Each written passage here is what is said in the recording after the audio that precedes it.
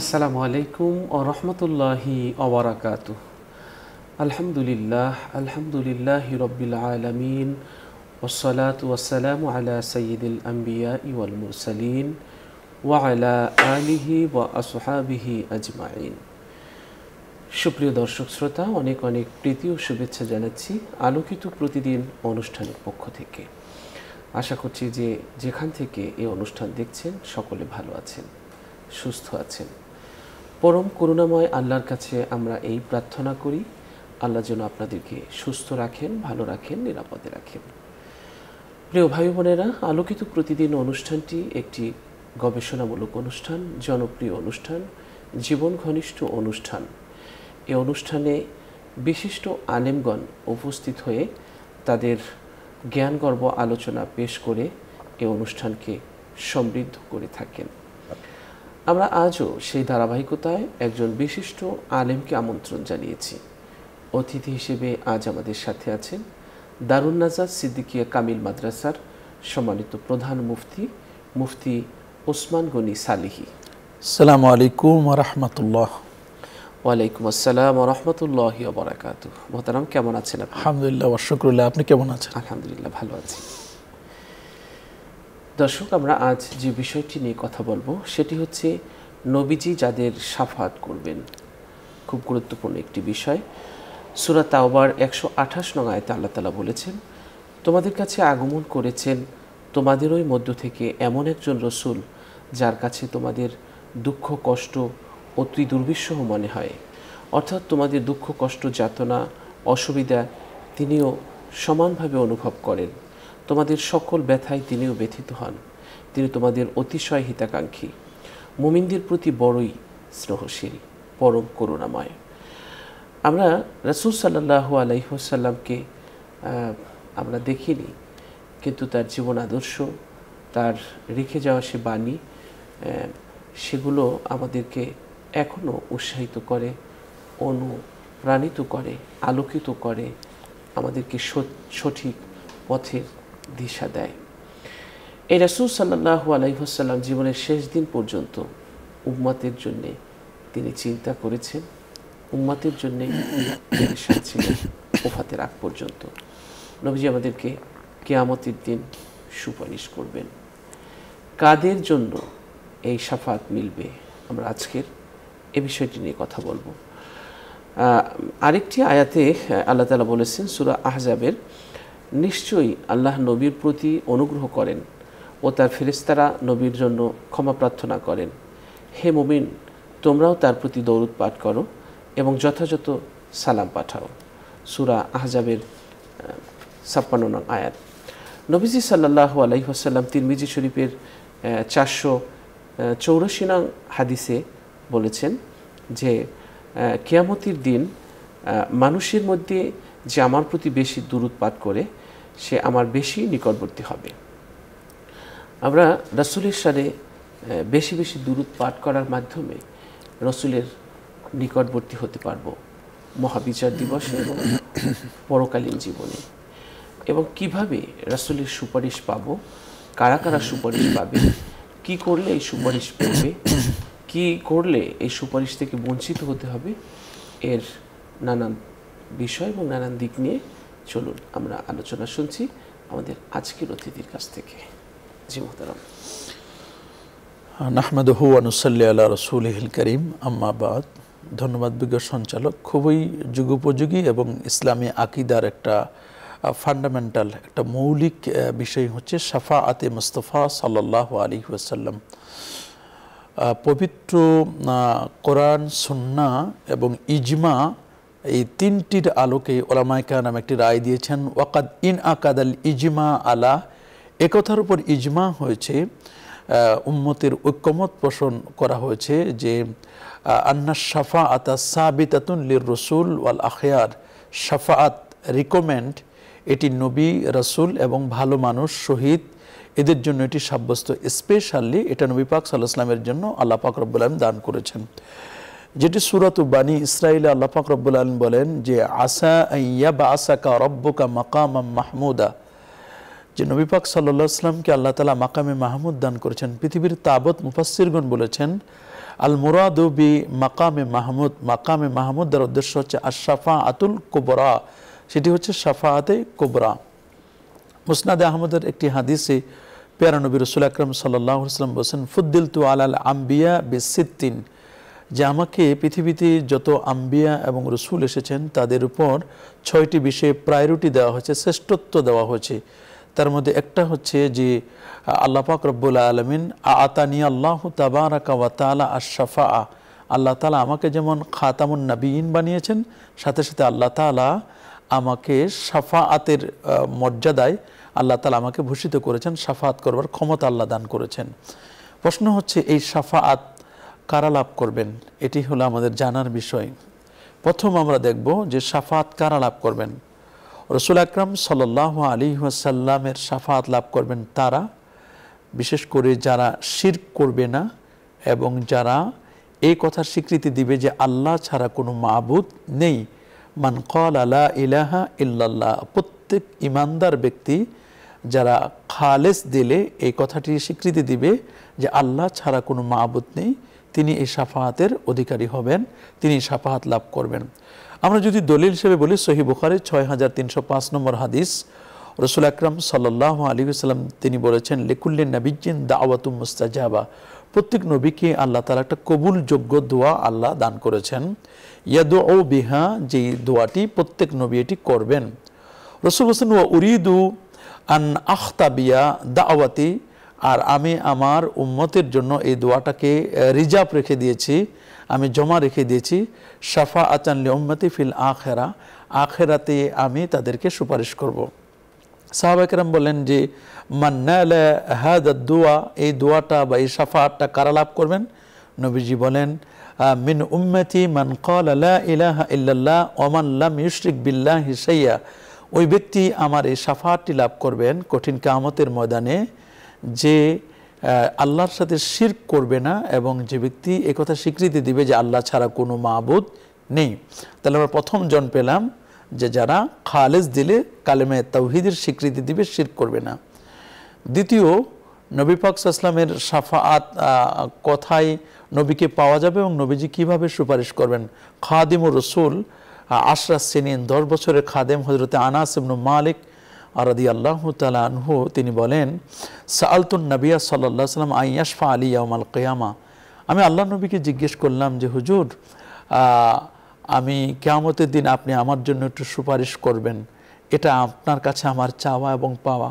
হযরত আনাস ইবনে মালিক চোখের পানি ছেড়ে বললেন, ইয়া রাসূলুল্লাহ, আমি আপনার 10টা বছর খেদমত করেছি, যেভাবে খেদমত করা দরকার ছিল কামা হাক্কুহু, সেই খেদমতটি আমি করতে পারি নাই। আমার মা যখন আপনার কাছে আমাকে দিয়ে গেল, যে কতজনে তো কত কিছু দিয়েছে, আমি শুধু আপনার জন্য হুজুর নিবেদিত, আমার মা আপনার জন্য আমাকে রেখে গেছেন, তা আমি যে এত খেদমত করেছি আমি অন্য কিছু চাই না, আপনি আমাকে শুধু কিয়ামতের ময়দানে আমার জন্য রিকমেন্ড করবেন, সুপারিশ করবেন। রাসূল আকরাম সাল্লাল্লাহু আলাইহি ওয়াসাল্লাম বলেন, আনা ফাইলুন যালিকা, আমি সেটি করব, কোনো সমস্যা নেই। ক্বালা, হযরতে আনাস বলেন, কুলতু ইয়া রাসূলুল্লাহ, আমি বললাম, ওগো আল্লাহর রাসূল, ফা আইনা আতলুবুকা, হুজুর আইনা আতলাবুকা, আমি আপনাকে কোথায় খুঁজব? ক্বালা, নবীজি বলেন, উতুলুবনি আউওয়ালা মা তাতলুবুনি আলা সিরাত, বলে হুজুর আমি যে আপনাকে কিয়ামতের দিন আপনি আমার সুপারিশ করবেন, তো সুপারিশ করতে হলে তো আপনাকে আমাকে পেতে হবে, তারপর না আপনি সুপারিশ করবেন, তা আমি আপনাকে হাশরের ময়দানে কোথায় খুঁজব? তো নবীজি বলেন, তুমি আমাকে উতলুবনি আলা সিরাত, তুমি আমাকে প্রথমে পুলসিরাতের কাছে তুমি খুঁজবে। ক্বাল, রাবী বলেন যে কুলতু ফা ইন লাম আলকাকা আলা সিরাত, হুজুর কোনো কারণে যদি আপনাকে পুলসিরাতে না পাই, ক্বালা, নবীজি বলেন, ফা আতলুবনি ইনদাল মিজান, তুমি আমাকে মিজান, যেখানে মানুষের আমলনামা পরিমাপ করা হবে, ওয়া নাদাউল মাওয়াজিন আল কিসতা লিয়াউমিল কিয়ামা, সেই মিজান দাঁড়িপাল্লা, সেখানে তুমি আমাকে খুঁজবে।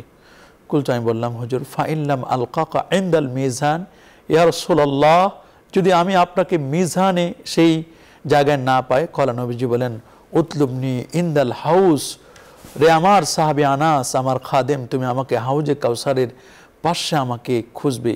ফা ইন্নী লা আখতিউ হাদিহি সালাসা আল মাওয়াতিনা, তুমি এই 3টি জায়গা কথা তুমি খেয়াল রাখবে, এই 3টার বাহিরে তুমি আমাকে আর খোঁজার দরকার নেই। এই তিনটি জায়গা পাবে।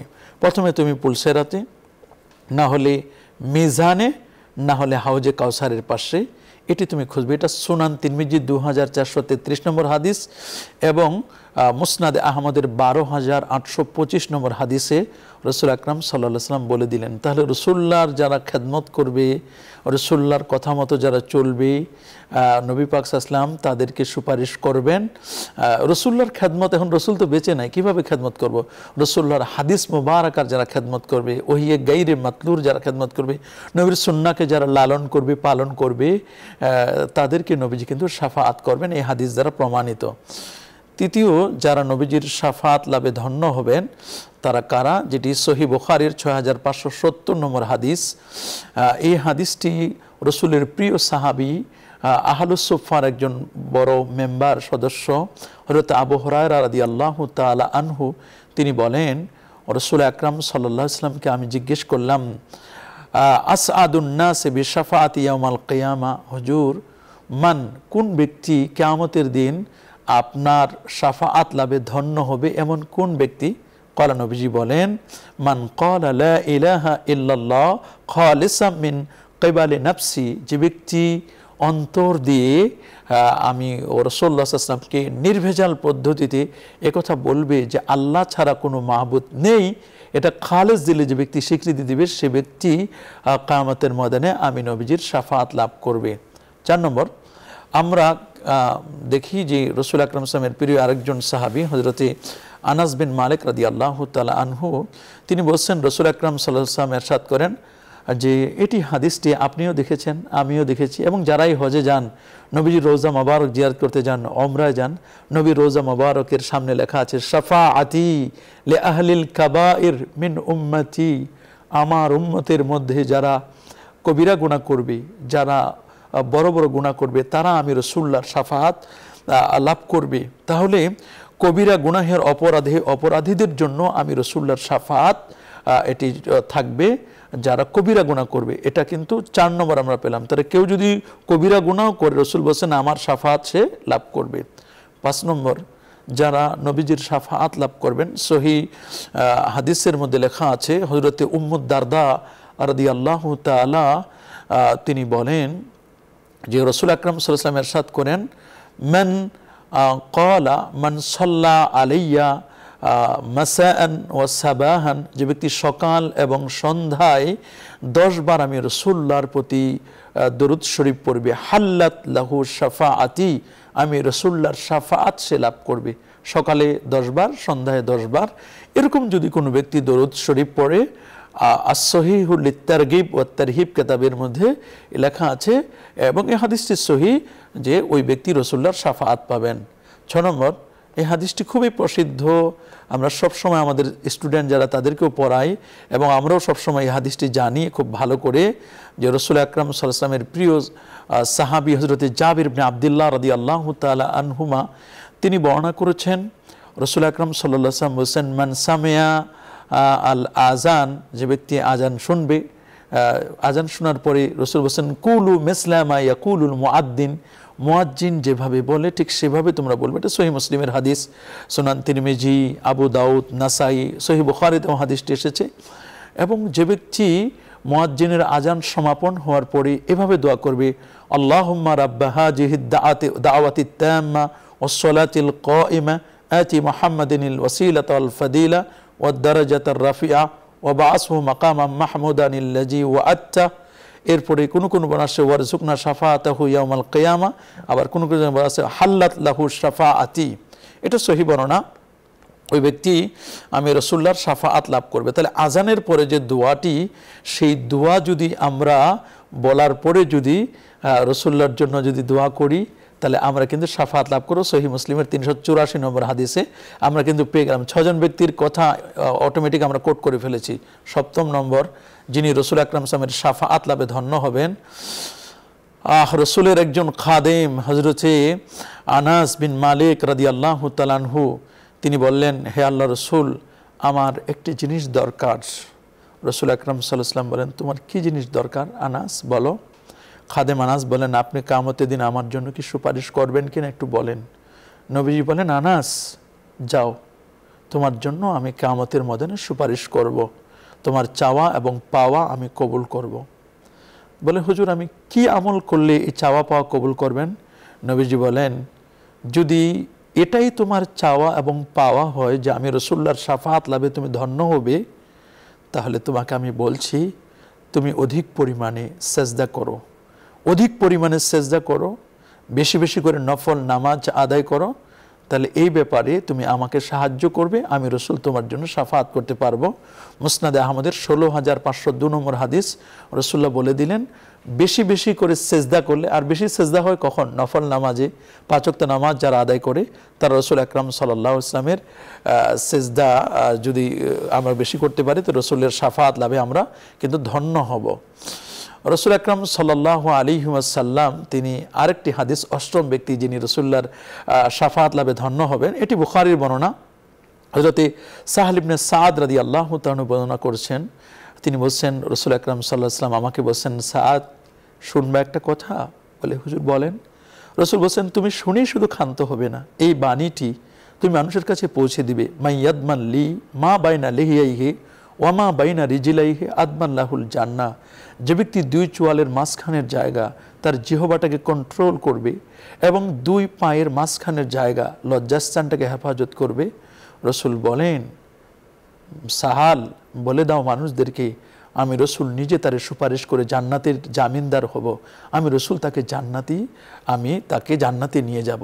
তাহলে আমরা জিহ্বা এবং লজ্জাস্থানে যদি হেফাজত করি আমরা জান্নাতে যেতে পারবো। নবম ব্যক্তি যিনি কখনো কারো নিকট হাত পাতে না, মানুষের কাছে চায় না। মান লাম ইয়াসআলিন নাস শাইআ, যে মানুষের কাছে কিছু চায় না। সুনানে আবি দাউদ ১৪৪৬ নম্বর হাদিস, হযরতে সাওবান রাদিয়াল্লাহু তাআলা হাদিসটি বর্ণনা করেছেন। রাসূল আকরাম সাল্লাল্লাহু আলাইহি ওয়াসাল্লাম বলেন, মান লাম ইয়াসআলিন নাস, যে ব্যক্তি মানুষের কাছে কোনো কিছু চাবে না, কোনো কিছু হাত পাতবে না, আনা কাফিলুন লাহু ফিল জান্নাহ ওয়া আনা আদমানু লাহুল জান্নাহ, আমি রাসূল তার জন্য জান্নাতের জিম্মাদার হব, তাকে সুপারিশ করে আমি জান্নাতে নিয়ে যাব। দশম ব্যক্তি যিনি রাসূল আকরাম সাল্লাল্লাহু আলাইহি ওয়াসাল্লামের শাফাআতে যিনি ধন্য হবেন, এটি মুসনাদে আহমদের হাদিস। মুসনাদে আহমদে প্রায় ৩৯,০০০ হাদিস আছে। আল্লাহর মেহেরবানি সেই হাদিসগুলোর সবগুলোই আমাদের চোখে বোলানোর সুযোগ হয়েছে। তো সেই হাদিসগুলোর মধ্যে রাসূল আকরাম সাল্লাল্লাহু আলাইহি ওয়াসাল্লাম বিখ্যাত সাহাবী হযরত উবাদা ইবনে সামিত রাদিয়াল্লাহু তাআলা আনহু তিনি হাদিসটি নকল করেছেন। রাসূল আকরাম সাল্লাল্লাহু আলাইহি ওয়াসাল্লাম বলেছেন, তোমরা যদি আমাকে ৬টি আমলের প্রতিশ্রুতি দাও আমি রাসূল তোমাদেরকে জান্নাতে নিয়ে যাব। তার একটি হচ্ছে কথা বলার সময় সত্য বলবে, ওয়াদা করার সময় ওয়াদাটা পূর্ণ করবে, আমানতের মাল যথাযথ তোমরা সেটা বুঝে দিবে মানুষের কাছে, লজ্জাস্থানের হেফাজত করবে, তোমার দৃষ্টিকে তুমি অবনত করবে, হারাম উপার্জন থেকে তুমি বিরত থাকবে। এই ৬টি কাজ যদি তুমি করতে পারো আমি রাসূল তোমাকে সুপারিশ করে জান্নাতে নিয়ে যাব। ১১ নম্বর নবী যাদের জন্য সুপারিশ করবেন, জালিম শাসকের সাথে যারা আতাত করবে না। রাসূল বলে দিয়েছেন, এটি সুনান তিরমিজি ৬১৪ নম্বর হাদিস। রাসূল আকরাম সাল্লাল্লাহু আলাইহি ওয়াসাল্লাম বলেন, জেনে রেখো অচিরেই অনেক জালিম শাসক আসবে, যারা সেই সকল শাসকদের সাথে আতাত করবে, তাদের অন্যায়গুলোকে সমর্থন দিবে, তাদের জুলুমের সহযোগিতা করবে, সে আমার উম্মত নয়, আমি তাদের দায়িত্ব নেব না, এবং কিয়ামতের দিন তাকে আমার হাউজে কাউসারের সামনে আসতে দেওয়া হবে না। আর যারা সেই সকল জালিম শাসকদের সাথে আতাত করবে না, তাদের জুলুমের সহায়তা করবে না, তারা আমার খালেস উম্মত হবে, আমি তাদের দায়িত্ব নিব, আমি নবী নিজে তাকে হাউজে কাউসারের পানি পিলাবো, আমি তাকে সুপারিশ করে আমার রিকমেন্ডে লোকটি জান্নাতি হবে। ১২ নম্বর যে মানুষটি রাসূল আকরাম ইসলামের শাফাআতে ধন্য হবেন, এই হাদিসটি আমার দেখা প্রায় ৪০টি কিতাবে আমি নিজেই এই হাদিসটিকে জাস্টিফাই করেছি এবং দেখেছি। সুনানু দারাকুতনির ১৯৪ নম্বর হাদিস, সুনানুল বাইহাকির মধ্যে হাদিসটি ১০,০৫৩ নম্বর হাদিস, মুসনাদুত তায়ালিসির ৬৫ নম্বর হাদিস, সুনানে ইবনে মাজাতে হাদিসটি রয়েছে। আপনিও সেই হাদিসটি জানেন। আব্দুল্লাহ ইবনে ওমর রাদিয়াল্লাহু তাআলা আনহু যিনি সাবিহুর রাসূল সাল্লাল্লাহু আলাইহি ওয়াসাল্লাম, রাসূল আকরাম সাল্লাল্লাহু আলাইহি ওয়াসাল্লামের যেখানে যে কাজটি করতেন সেখানে তিনি করতেন, খালি খালি হাসতেন। নবীজি বলেন, সাহাবীরা বলেন কেন হাসো? বলে এখানে রাসূলকে হাসতে দেখেছি। একবার তিনি কাঁদলেন, কেন কাঁদে? বলে রাসূলকে এখানে কাঁদতে দেখেছি। মাথাটা নিচু করলেন, কেন এখানে মাথা নিচু করছো? বলে রাসূলুল্লাহকে মাথা নিচু করতে দেখেছি। সেই সাহাবী আব্দুল্লাহ ইবনে ওমর বলেন, আল্লাহর হাবিব ইরশাদ করেন, মান যারা কবরি, যে ব্যক্তি আমার রোজা জিয়ারত করবে, আমার কবর শরীফ জিয়ারত করবে, হাল্লাত লাহু শাফাআতি, আমি রাসূলুল্লাহ সাল্লাল্লাহু আলাইহি ওয়াসাল্লাম তাকে সুপারিশ করব। ওয়াজাবাত লাহু শাফাআতি, অন্য বর্ণনা আসে মান জাআনি যায়রান, যে ব্যক্তি আমার জিয়ারতের উদ্দেশ্যে আসবে, অন্য কোন উদ্দেশ্যে নেই, অন্য কোন উদ্দেশ্য নয়, কুনতু লাহু শাফিআন ইয়াউমাল কিয়ামা, আমি নবী নিজে তারে সুপারিশ করে জান্নাতে নিয়ে যাব। তাহলে আমরা 12 জন ব্যক্তি পেলাম। আরও একজন ব্যক্তির কথা না বললেই নয়, 13তম ব্যক্তি যিনি মদিনা মনোবরায় কষ্ট ধৈর্য ধারণ করা এবং সেখানে মৃত্যুবরণ করা। রাসূল আকরাম সাল্লাল্লাহু আলাইহি ওয়াসাল্লাম বলেন, মানিস্তাতা মিনকুম আইয়ামুতা ফিল হারামাইনিশ শরীফাইন খাসসাতান ফিল মদিনা আল মুনাওয়ারা, যে ব্যক্তির সামর্থ্য থাকে যে মদিনায় মরতে চায়, সে যদি মদিনায় মরে, মদিনার আবহাওয়া, মদিনার অবস্থা, সে যদি মদিনায় কষ্ট করে যদি কিছুটা দিন যদি থাকতে পারে, রাসূল বলেন হাল্লাত লাহু শাফাআতি কুনতু লাহু শাফিআন ইয়াউমাল কিয়ামা, আমি নবী সুপারিশ করে তাকে জান্নাতে নিয়ে যাব। রাসূল আকরাম সাল্লাল্লাহু আলাইহি ওয়াসাল্লামের এই যে শাফাআত, এই হাদিসটি এটি একটি বিখ্যাত হাদিস, সহিহ মুসলিমের 3405 নম্বর হাদিস। এই 13 জন ব্যক্তির কথা আমি আপাতত বললাম, আরও যদি বলতে যাই অনেক সময় লাগবে। 14তম ব্যক্তির কথা আমরা বলবো, জান্নাতুল বাকিতে 10,500 সাহাবায়ে কেরামের মাজারাত, সেখানে কবর শরীফ রয়েছে। মাঝখানের সেন্ট্রাল প্লেসে যে কবরটি হযরত উসমান জিন নুরাইনের কবর, রাসূল আকরাম সাল্লাল্লাহু আলাইহি ওয়াসাল্লাম সর্বপ্রথম যাকে জান্নাতুল বাকিতে যাকে দাফন করলেন তিনি হচ্ছেন উসমান ইবনে মাযউন রাদিয়াল্লাহু তাআলা আনহু।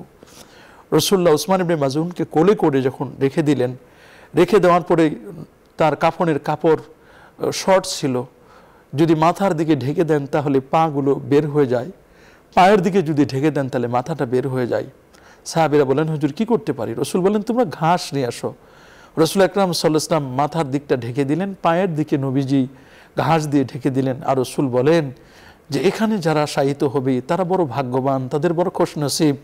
10,500 সাহাবী সেখানে, বর্তমানে আমরা দেখি যে সেখানে 10,500 সাহাবী সেখানে শায়িত আছেন। রাসূল আকরাম সাল্লাল্লাহু আলাইহি ওয়াসাল্লাম বলেন, এরা কিয়ামতের দিন এই জান্নাতুল বাকি আল গারকাদে যারা শায়িত আছে, আমি রাসূলুল্লাহর শাফাআতে তারা ধন্য হবে, রাসূল আকরাম সাল্লামের সুপারিশ পাবে। রাসূল নিজেই বলেছেন। এভাবে করে যারা লিইলা'i কালিমাতিল্লাহি ফিল আরদ, আল্লাহর জমিনে আল্লাহর দ্বীনকে প্রতিষ্ঠা করবার জন্য যারা এভাবে জীবনকে উৎসর্গ করে, রাসূল আকরাম সাল্লাল্লাহু আলাইহি ওয়াসাল্লাম বলেন তারাও আমি রাসূলুল্লাহর শাফাআত লাভ করবে। আপনি জানেন রোজা মোবারকের 2টো আয়াত লেখা আছে, চোখের সামনে আমাদের ভাসতেছে সেই আয়াতগুলো। সেটি হচ্ছে ওয়ালাউ আন্নাহুম ইয যালামু আনফুসাহুম জাউকা ফাস্তাগফিরুল্লাহ ওয়াস্তাগফারা লাহুমুর রাসূল ওয়াজাদুল্লাহ তাওয়াবার রাহিমা। এই আয়াতটি লেখা এবং সোনালী অক্ষরের নিচে এই 4 লাইনের কবিতা লেখা আছে, ইয়া খায়রা মান দুফিনাত বিল কায় আজামহু ফাতাবা মিন তিবিহিনাল কাউ ওয়ালাকামু নাফসিল ফিদাউ লিকবরিন আনতা সাকিনুহু ফিহিল আফাফু ওয়া ফিহিল জুদু ওয়াল কারামু। 4 লাইনের কবিতা লেখা। আল্লামা ইমাদউদ্দিন ইবনে কাসির, যিনি শাইখুল ইসলাম ইবনে তাইমিয়ার শাগরেদ ছিলেন, ছাত্র ছিলেন, তিনি তার তাফসির ইবনে কাসিরের প্রথম খণ্ডের 319 পৃষ্ঠার মধ্যে লিখে দিয়েছেন খুব চমৎকার করে যে রাসূল আকরাম সাল্লাল্লাহু আলাইহি ওয়াসাল্লামের ইন্তেকালের 3 দিন পরে একজন গ্রাম্য বেদুইন লোক আসলো, এসে বললেন, আইনা মুহাম্মদ সাল্লাল্লাহু আলাইহি ওয়াসাল্লাম, মুহাম্মদ সাল্লাল্লাহু আলাইহি ওয়াসাল্লাম কোথায়? তিনি গ্রামের মানুষ, তার কাছে কোনো টেলিফোনের ব্যবস্থা ছিল না, সংবাদ পৌঁছতে পারে নাই। তিনি বলেন, তুমি জানো না সাহাবায়ে কেরাম মসজিদে নববিয়া শরীফে তারা শোক পালন করছেন, তারা শোকাহত ক্রন্দন করতেছেন। বলে হালফিকুমুল আলী, হালফিকুম আলী, তোমাদের এখানে কি আলী নামক কোনো ব্যক্তি আছে, ওনার জামাতা? বলে হ্যাঁ। বলে আচ্ছা, যদি জামাতা আলী থাকে তাহলে একটু আমাকে দেখাই দিন। বলে উনি সেই। বলে আপনি বলেন তো রাসূলুল্লাহ কোথায়? বলে রাসূল তো 3 দিন আগে ইন্তেকাল করেছেন, তুমি জানো না? বলে না, জানি না। বলে তাহলে আমার কি হবে? আমি যে কোরআনের আয়াত পড়েছি, ওয়ালা ওয়ান্নাহুম ইয যালামু আনফুসাহুম জাউকা ফাস্তাগফিরুল্লাহ, যদি কোনো মানুষ, যদি কোনো উম্মত যদি গুনাহ করে, তে গুনাহ মাফের জন্য রাসূলুল্লাহকে যদি উসিলা ধরে আল্লাহর কাছে মাপ চাই, তাহলে রাসূলুল্লাহ আর উসিলায় রাসূলুল্লাহর শাফাআতে তার জীবনের গুনাহ মাফ হয়ে যাবে। বলে শোনো, যেখানে কবর দেওয়া হচ্ছে এখনো মাটিগুলো সমান করা হয় নাই। আসমান নবীকে দেখে কেঁদে দিয়েছিল। কোনো কাফের বেদিন বেঈমানকে দেখে আসমান কাঁদে না, আসমান কেঁদে দিয়েছিল। একবার মদিনা শরীফে যখন দুর্ভিক্ষ দেখা দিল, সমস্ত মানুষগুলো মা আয়েশার কাছে আসলেন, মা আপনি তো জানেন আমাদের দুঃখ দুর্দশার কথা, 9 মাস হয়ে গেছে মদিনা শরীফে কোনো বৃষ্টি হয় না। তখন মুসনাদুদ দারিমির হাদিস, মা আয়েশা বলেন যে তোমরা ওয়াতু ইলা কাবরিন নবী সাল্লাল্লাহু আলাইহি ওয়াসাল্লাম, নবীর কবরের পাশে যাও, ওয়াজআলু লাহু কুআন ইলা সামা, তোমরা নবীজির রোজার উপরে যে একটা দেওয়া আছে, ছাদ দেওয়া আছে, তোমরা ওখানে একটা ছিদ্র করো। বলে মা সেখানে ছিদ্র করলে কি হবে? বলে শোনো, আসমান কখনো কাঁদে না কোনো কাফেরের মৃত্যুতে, তাহলে বোঝা গেল মমিনের মৃত্যুতে কাঁদে। আর মমিনদের মধ্যে সবচেয়ে শ্রেষ্ঠতম মমিন হচ্ছেন পেয়ারা নবী রাসূল করিম সাল্লাল্লাহু আলাইহি সাল্লাম। তোমরা যদি নবীর রোজায় খিড়কি খোলো, তোমরা যদি একটা ছিদ্র করো, তাহলে আসমান অনেক বছর হয়ে গেছে, অনেক বছর হয়ে গেছে আসমান রসুল্লাহ রোজা মোবারক দেখে নাই। যদি আসমান রসুল্লাহ রোজা দেখে, তাহলে রোজা দেখলে আসমান কেঁদে দিবে, আর আসমান কেঁদে দিলে তখন বৃষ্টি হবে। ঠিকই এটা যখন করলো, ফা মুতির না মাত্রান সাদিদা, সাহাবায়ে কেরাম বলেন যে আমরা তখন প্রচুর পরিমাণে আল্লাহ আমাদেরকে বৃষ্টি দিলেন নবীজির এই রোজা মোবারকের উসিলায়। তো সাহাবী বলেন নবীজির রোজার কাছে আমি গেলাম, যাওয়ার পরে আমি এই আয়াত পড়লাম, চাল্লানের কবিতা পড়লাম। হযরত আলী আমাকে বললেন যে এটা বলার পরে আমি যখন চলে আসতেছিলাম, আল্লামা উতবি বলেন কুনতু জালিসান ইনদা কাবরিন নবী সাল্লাল্লাহু আলাইহি ওয়াসাল্লাম, নবীজির রোজার পাশে আমি বসা ছিলাম। বসা থাকা অবস্থায় রসুল আমাকে রোজা মোবারক থেকে, আল্লামা উতবি বলেন ফাগালাবাতা আলাইয়া আইনি, আমার চোখে ঘুম চলে আসলো। রসুল আমাকে বললেন যে ইয়া উতবি ওয়াল হাকিল আরবি, হ্যাঁ উতবি গ্রাম্যবেদিন লোকটির কাছে যাও, ফাবাশশিরহু, তাকে সুসংবাদ দাও যে কাদ গাফারাল্লাহু লাকা দুনুবাকা, আল্লাহ তাআলা তোমার জীবনের গুনাহগুলো মাফ করে দিয়েছেন, এই সুসংবাদটা দাও এবং তুমি আমার শাফাআত লাভ করবে, কঠিন কিয়ামতের ময়দানে তোমার গুনাহ মাফের উসিলা হবে। তাহলে এই যে নবীজি এরকম বহুজনকে শাফাআত করবেন, এটা কিন্তু প্রমাণ আছে। আপনি যে আয়াতটি কোট করেছিলেন সূরাতুত তাওবার, লাকাদ জাআকুম রাসূলুম মিন আনফুসিকুম আজিজুন আলাইহি মা আনিতুম হারিসুন আলাইকুম বিল মুমিনিনা রাউফুর রাহিম, ফাইন তাওয়াল্লাউ ফাকুল হাসবি আল্লাহু লা ইলাহা ইল্লাহু আলাইহি তাওয়াক্কালতু ওয়া হুয়া রাব্বুল আরশিল আযীম। নবী এমন উম্মতের দরদি নবী, উম্মতের কষ্ট তিনি বুঝেন। নবী পাক সাল্লাল্লাহু আলাইহি ওয়াসাল্লাম বলেছেন ওয়াদানি রাব্বি আই ইউদখিলানিয়াল জান্নাহ, সুনান তিরমিজির 2437 নম্বর হাদিস, ওয়াদানি রাব্বি আই ইউদখিলানিয়াল জান্নাতা মিন উম্মতি বিগাইরি হিসাব। রাসূল বলেছেন আমার উম্মতের মধ্যে প্রায় 70,000 বিনা হিসাবে জান্নাতে যাবে। নবীজির মনটা বড় খারাপ হয়ে গেল যে 70,000 বিনা হিসাবে যাবে জান্নাতে, তো হুজুর আরও দেন। হুজুরকে বলা হলো হুজুর আপনি আল্লাহর কাছে আরও চান। নবীজি বলেন আমি আল্লাহর কাছে আরও চাইলাম। আল্লাহ তাআলা বলেন যান, এই 70,000-এর প্রত্যেকে আবার এক একজন 70,000 করে সুপারিশ করে জান্নাতে নিয়ে যাবে। মুসনাদে আবি হানিফার মধ্যে আসছে এদের প্রত্যেকে আবার 1000 করে সুপারিশ করে জান্নাতে নিয়ে যাবে। এরপর বলা হলো আর কারা? আর বলে আরও তো আছে। বলে এত উম্মত, 120 কাতার 80 কাতার তো আমার, বাকি 40 কাতার অন্যান্য নবীদের। এরপর তখন আল্লাহর রসুলকে আল্লাহ তাআলা সান্ত্বনা দিয়ে বললেন দোস্ত আপনি টেনশন করুন না, সালাসু হাসায়াত, এতক্ষণ যা দিচ্ছি হিসাব করি, আপনি সুপারিশ করেছেন হিসাব করে দিয়েছি, এখন দিব সালাসু হাসায়াত, 3 বার অঞ্জলি ভরে ভরে আপনার উম্মতকে সুপারিশ করে, আপনার সুপারিশ ছাড়াই এবার আপনার উম্মতকে আপনার সুপারিশে এভাবে 3 বার ধরে ধরে ধরে ধরে জান্নাত আমি পাঠাই দিব। সুবহানাল্লাহ, হুয়াল্লাযী ইউসাল্লি আলাইকুম ওয়া মালাইকাতুহু লিইখরিজাকুম মিনাদ দুলুমাতি ইলান নূর ইয়া আইয়ুহাল্লাযীনা আমানু সাল্লু আলাইহি ওয়া সাল্লিমু তাসলিমা। সে নবীর প্রতি দরুদ পড়ব, সালাম পড়ব, তবে শাফাআত থেকে বঞ্চিত হবেন তারা যারা নবীর আদর্শের মধ্যে বিচ্যুতি ঘটিয়েছে, নবীর সুন্নাহকে ক্রিটিসাইজ করেছে, যারা শিরক করেছে, যারা নবীর আদর্শ থেকে অনেক দূরে সরে গেছে, তারা কিন্তু সুহকান দুরূহ তারা কিন্তু নবীজির শাফাআত লাভ করতে পারবেন না। এই জন্য নবীর শাফাআত পেতে হলে, নবী পাক সাল্লাল্লাহু আলাইহি ওয়াসাল্লামের সুপারিশ পেতে হলে আমাদেরকে নবীর সুন্নাহ আদর্শ আমাদের বাস্তবায়ন করতে হবে। সুনান সহিহ বুখারীর 1084 নম্বর পৃষ্ঠার মধ্যে হাদিসটি লেখা আছে দ্বিতীয় খণ্ডে যে ইন্নাল্লাহা ইউগনিকুম আও নাউশাকুম বিল ইসলাম ওয়া বিমুহাম্মাদিন সাল্লাল্লাহু আলাইহি ওয়াসাল্লাম। আল্লাহ তাআলা তোমাদেরকে মর্যাদাবান করেছেন, ধনাঢ্য করেছেন, অমুখাপেক্ষী করেছেন অন্যদের থেকে দুটো জিনিসের মাধ্যমে। একটা হচ্ছে তোমাদের কাছে আছে ইসলাম, আর তোমাদের কাছে আছে পেয়ারা নবী রাসূল করিম সাল্লাল্লাহু আলাইহি ওয়াসাল্লাম, যে নবী বলেছেন আল্লাহ তাআলা আমাকে এমন কিছু দান করেছেন যেটা অন্য কাউকে, লাম ইউতা আহাদুন মিন ক্বাবলি, আমার পূর্বে কাউকে আল্লাহ তাআলা দান করেন নাই, তার মধ্যে আমাকে দেওয়া হয়েছে। ফাকাত উতিয়ানি, আল্লাহ তাআলা আমাকে দান করেছেন বিশাফা, আমাকে আল্লাহ তাআলা শাফাআতের দ্বারা আমাকে মর্যাদাবান করেছেন। আমি শাফাআত লাভে ধন্য হয়েছি, আমি আমার উম্মতের রিকমেন্ড করব, সুপারিশ করব। তো সে নবীর সুপারিশ, আল্লাহুম্মা রযুকনা শাফাআতা হাবিবিকা সাল্লাল্লাহু আলাইহি ওয়াসাল্লাম, আল্লাহ তোমার হাবিবের শাফাআত আমাদেরকে নসিব করো, আমরা যেন নবী পাক সাল্লাল্লাহু আলাইহি ওয়াসাল্লামের শাফাআত যেন লাভ করতে পারি, নবীর শাফাআত লাভে যেন আমরা ধন্য হতে পারি।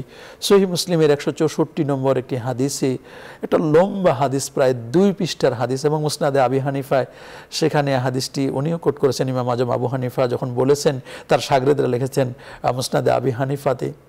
হাদিসটা আমরা যখন আমাদের ছাত্রদেরকে পড়াই, ইমাম গাজালি রহমতুল্লাহ আলাই উনি দাকাইকুল আখবার কিতাবের মধ্যে তিনি এটি উল্লেখ করেছেন। লম্বা হাদিস, কামতের ময়দানে নবী পাক সাল্লাল্লাহু আলাইহি ওয়াসাল্লাম তিনি মাকামে মাহমুদে সাজদায় পড়ে কাঁদবেন। আল্লাহ বলবেন, দোস্ত ইরফা রাসাকা, আপনি মাথা উঠান, সাল তুতা, আপনি চান, ইশফা তুশাফা, আপনি সুপারিশ করুন, আপনার সুপারিশ গ্রহণ করা হবে। তো এটা এই হাদিসের সাথে আরও একটা হাদিস জুড়ে দেওয়া হয়েছে যে নবী পাক সাল্লাল্লাহু আলাইহি ওয়াসাল্লামকে এবার বলবেন যে আপনি তো আছেন এখানে মাকামে মাহমুদের নবী সেজদায় পড়ে থাকবেন, আল্লাহ জিবরিলকে বলবেন, জিবরিল যাও তো একটু জাহান্নামের কি অবস্থা একটু দেখে আসো। জাহান্নামে যাবেন, দেখবেন কতগুলো কয়লা পুড়ে ছাই হয়ে গেছে। ছাই হয়ে যাওয়ার পরে তাদেরকে জিবরিল আমিনকে দেখে এই কয়লাগুলো বুঝবে যে উনি কোনো গজবের ফেরেশতা নয়।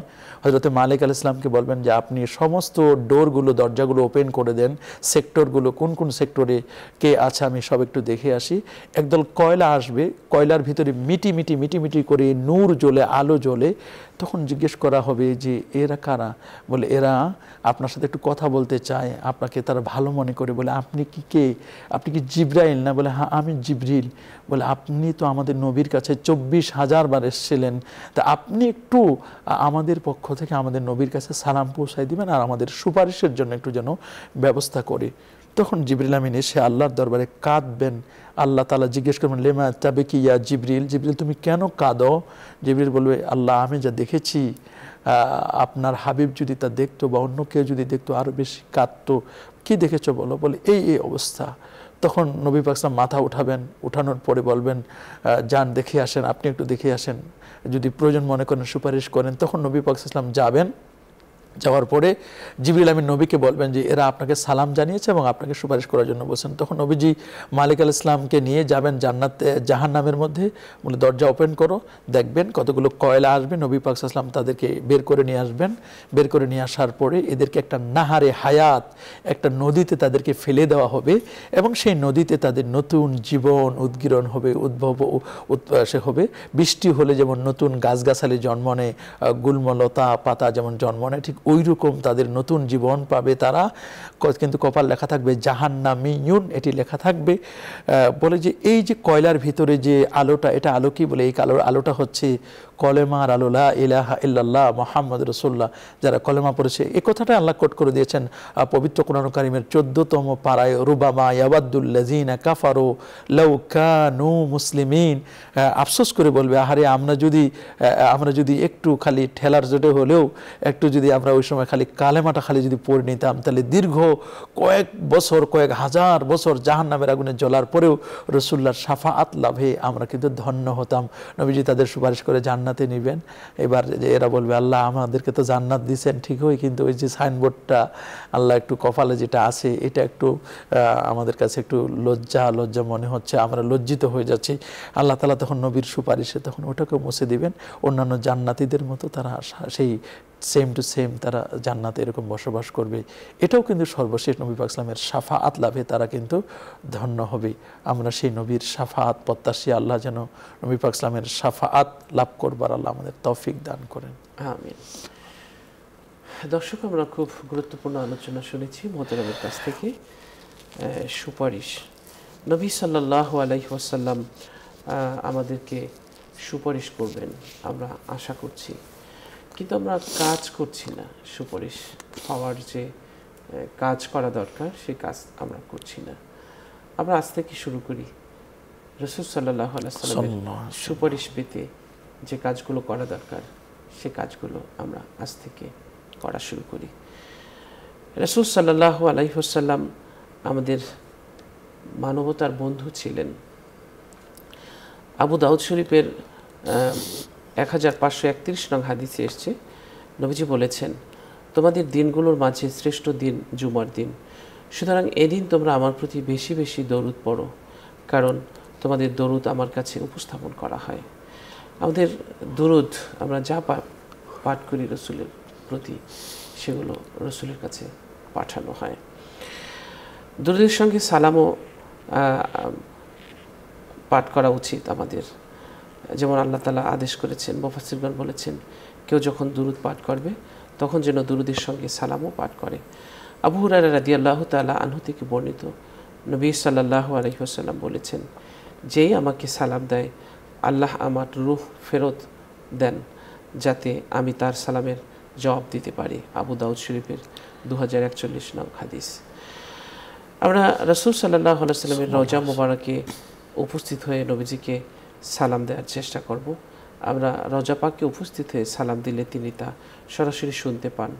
আর দূর থেকেও সালাত সালাম পেশ করলে আল্লাহর পক্ষ থেকে নিযুক্ত ফেরেশতারা সালাত সালাম পেশকারীর পরিচয় সহ নবীজির কাছে তা পৌঁছে দেন। সুতরাং আমরাও রাসূল সাল্লাল্লাহু আলাইহি ওয়াসাল্লামের সুপারিশ পেতে চাই, এবং সেই সুপারিশ পেতে হলে অধিক পরিমাণে দরুদ পাঠ করতে হবে, অধিক পরিমাণে সিজদা করতে হবে, অধিক পরিমাণে রাসূল সাল্লাল্লাহু আলাইহি ওয়াসাল্লামের অনুকরণ করতে হবে। আল্লাহ তাআলা আমাদের সকলকে সেই তৌফিক নসিব করুক। দর্শক শ্রোতা, আমরা এখন একটি মোনাজাতের দিকে যাব। যারা দীর্ঘ সময় আমাদের এই অনুষ্ঠান দেখেছেন, চাইলে আপনারাও আমাদের সাথে মোনাজাতে শরীক হতে পারবেন। আল্লাহুম্মা সাল্লি আলা সাইয়্যিদিনা ওয়া নাবিয়িনা ওয়া শাফিঈনা ওয়া হাবিবিনা ওয়া মাওলানা মুহাম্মদ সাল্লাল্লাহু আলাইহি ওয়া আলা আলিহি ওয়া আসহাবিহি ওয়া বারাকা ওয়া সাল্লাম। আল্লাহুম্মা আমিন। আল্লাহুম্মা আমিন।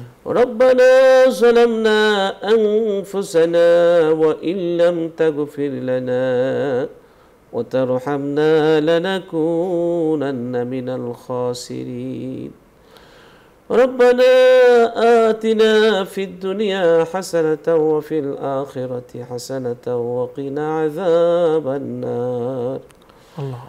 ربنا آتنا في الدنيا حسنة وفي الآخرة حسنة وقنا عذاب النار. আল্লাহ, আপনি তো মহিয়ান গনিয়ান, আপনি সর্বশ্রেষ্ঠ দয়াময়। রব্বুল আলামিন, বহু অপরাধ করে এসেছি, বহু গুনাহ করে এসেছি, আপনার দরজার সামনে আমরা অপেক্ষায় আছি। আপনি একটু আমাদের দিকে রহমতের দৃষ্টি ফেরান। আল্লাহ, আপনি একটু আমাদের জীবনের গুনাহগুলোর উপরে আপনার ক্ষমার কলম বসিয়ে দিন। আপনি আমাদের জীবনের সমস্ত গুনাহ খাতা মাফ করে দিন। গুনার বোঝা মাথায় লইয়া ঘুরিতেছি, মাফ করিয়া দাও গো মাওলা ইলাহি। রব্বুল আলামিন, অনেক গুনাহ করেছি, এই গুনাহ আপনি ছাড়া আর কে মাফ করবে? কার কাছে যাব? কে মাফ করবে? কে আমাদের ব্যথা বুঝবে গো আল্লাহ? আল্লাহ, আপনার কাছে ফরিয়াদ, আপনি আমাদের জিন্দেগীর সমস্ত গুনাহ খাতা মাফ করে দিন। আপনি আমাদের জিন্দেগীর অভাব দূর করে দিন। আমিন। আমাদের বন্দেগী কবুল আর মঞ্জুর করে নিন। রব্বুল আলামিন, আসমান আর জমিনের বরকতের দুয়ার আমাদের জন্য আপনি খুলে দিন। রব্বুল আলামিন, সন্তান আদি যা কিছু দিয়েছেন, আদর্শ মানুষের মতো মানুষ করে গড়ে তোলার তৌফিক দিন। রব্বুল আলামিন, আপনার কাছে ফরিয়াদ, আপনি আমাদের জন্য কঠিন কাজগুলোকে আপনি সহজ করে দিন। আল্লাহ, রব্বুল আলামিন, আপনার কাছে ফরিয়াদ, আপনি আমাদের ব্যথা বেদনা যন্ত্রণা দুঃখ কষ্ট দূর করে দিন।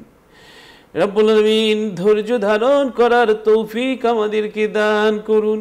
আল্লাহ, ধৈর্যের চর্চা বেশি বেশি করার তৌফিক আপনি নসিব করুন। ইয়া আল্লাহ, রব্বুল আলামিন, আপনি আমাদের নেক আমল দিয়ে আমাদের আমলনামা পরিপূর্ণ করে দিন।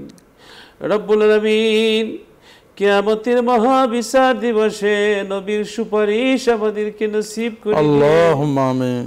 নবীকে স্বপ্ন যোগে দেখার ব্যবস্থা আপনি করে দিন। নবীর অনুসরণ, নবীর অনুকরণ, নবীর আদর্শ বাস্তবায়নের জন্য আমাদের জীবনকে উৎসর্গ করতে পারি, সেই তৌফিক আপনি নসিব করে দিন। রব্বানা আতিনা ফিদ দুনিয়া, রব্বুল আলামিন দুনিয়াতেও আমাদেরকে শান্তি দিয়েন, আখিরাতেও আমাদেরকে কল্যাণকর জীবন দান করিয়েন। রব্বুল আলামিন আপনার কল্যাণের ধারা অব্যাহত রাখুন, কল্যাণের দরজা কখনো আমাদের জন্য বন্ধ করে দিয়েন না।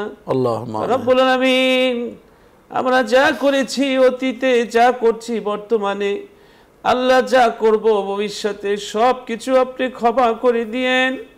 রব্বুল আলামিন জীবনে যত মোনাজাত করেছি সমস্ত মোনাজাত আপনি কবুল করে নেন, আর যত মোনাজাত করব আল্লাহ সমস্ত মোনাজাত আপনি কবুল করে নিয়েন। রব্বুল আলামিন আপনি আমাদের প্রতি রহমত বরকত নাজিল করুন, অভাব দূর করে দিন, মানুষের চোখে আমাদেরকে রব্বুল আলামিন বড় করে দিন, আর আমাদের নিজেদের চোখে আমাদেরকে ছোট করে দিন। মানুষের প্রতি ইনসাফ করার তৌফিক আমাদেরকে নসিব করুন। রব্বুল আলামিন সকল প্রকার বাধা প্রতিবন্ধকতার চড়াই উতরাই পেরিয়ে শয়তানের হাত থেকে বেঁচে যেন মঞ্জিলে মকসুদে পরিপূর্ণ মুমিন হতে পারি, সেই তৌফিক আপনি নসিব করে দিয়েন। রব্বুল আলামিন আমাদেরকে উপকারী জ্ঞান দান করিয়েন। রব্বুল আলামিন যে সমস্ত জ্ঞান দান করেছেন ভালো কাজে খরচ করার তৌফিক আপনি নসিব করে দিন। রব্বুল আলামিন একদিন এই মাটির পৃথিবী ছেড়ে অন্ধকার কবরে চলে যাব। দিনের বেলা যেই কবরের কাছ দিয়ে হাঁটতে ভয় লাগে, অমাবস্যার রাতে ওই কবরে কেমন করে একা থাকবো। সাথী নাই রে, বাতি নাই রে, সাথী নাই, ওই কবরে কেমনে রে থাকবো একা ভাই। রব্বুল আলামিন তোমার কাছে ফরিয়াদ করছি, যে অন্ধকার কবরে আলো নাই, ওই অন্ধকার কবরে কেমন করে থাকবো। তুমি আমাদের কবরে সাথীর ব্যবস্থা করে দিও, বাতির ব্যবস্থা করে দিও। রব্বুল আলামিন তুমি আমাদের অতীত জীবনের সমস্ত ভুল ত্রুটি মাফ করে দিও। রব্বুল আলামিন তুমি আমাদেরকে রিজিক বাড়ায় দাও। রব্বুল আলামিন তুমি আমাদের রিজিকের পথ প্রশস্ত করে দাও। আল্লাহ তাআলা এই অনুষ্ঠানের পৃষ্ঠপোষক বসুন্ধরা গ্রুপের চেয়ারম্যান, আল্লাহ তাকে নেক হায়াতে তৈয়্যিবা আল্লাহুম্মা আমিন।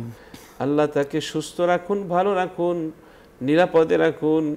আল্লাহ তাকে মাফ করে দিন। আল্লাহ এমডি চেয়ারম্যান সহ পরিচালক এবং ভাইস চেয়ারম্যান যারা আছে সকলকে আপনি মাফ করে দিন। রব্বুল আলামিন এই প্রতিষ্ঠানগুলোকে আপনি দিনের জন্য কবুল আর মঞ্জুর করে নিন।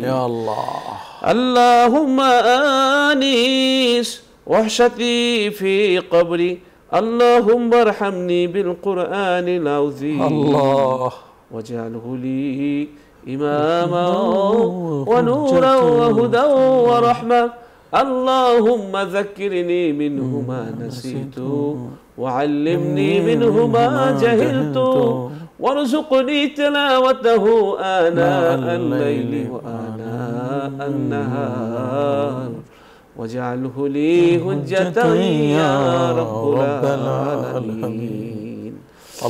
আল্লাহ তুমি আমাদের জিন্দেগীর সমস্ত গুনাহ খাতা মাফ করে দাও। সুবহানা রাব্বিকা রাব্বিল ইজ্জাতি আম্মা ইয়াসিফুন ওয়া সালামুন আলাল মুরসালিন والحمد لله رب العالمين وجعل آخر كلامنا عند الموت لا إله إلا الله محمد رسول الله. দর্শক, আমাদের সাথে যারা দীর্ঘ সময় পর্যন্ত থেকেছেন সকলকে অনেক অনেক ধন্যবাদ। আলোকিত প্রতিদিন অনুষ্ঠান দেখুন, আলোকিত প্রতিদিন অনুষ্ঠানের সাথে থাকুন, অপরকেও এই অনুষ্ঠান দেখতে উৎসাহিত করুন। আল্লাহ সকলকে ভালো রাখুন, নিরাপদে রাখুন, সেই প্রত্যাশায় আজ এখানেই বিদায় নিচ্ছি। আসসালামু আলাইকুম ওয়া রাহমাতুল্লাহি ওয়া বারাকাতুহু।